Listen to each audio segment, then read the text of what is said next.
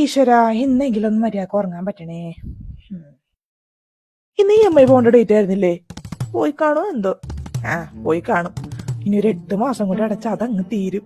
അത് കഴിഞ്ഞ് EMIയിൽ എന്തെടുക്കും? ഒരു മാക്ബുക്ക് എടുത്താലാ? ഓ, അതിനുള്ള ആളൊന്നും നമ്മളായിട്ടില്ല. അതൊക്കെ റെഡി ക്യാഷിന് എടുക്കണതാണ് അന്തസ്. ഇങ്ങനെയൊക്കെ ജീവിച്ചാൽ എന്നെടുക്കാനാണ്? അല്ലേലും ഇതൊക്കെ ഒരു ജീവിതമാണോ? അതൊക്കെ ചന്ദനമഴയിൽ ഊർമിള ദേവിയുടെ ജീവിതം. എല്ലാരും വരച്ച വരയിലല്ലേ നിർത്തണേ. വെറുതെ പാവം, അതിന്റെ കഷ്ടപ്പാട് ഇന്ന് മാറാനാണോ എന്തോ.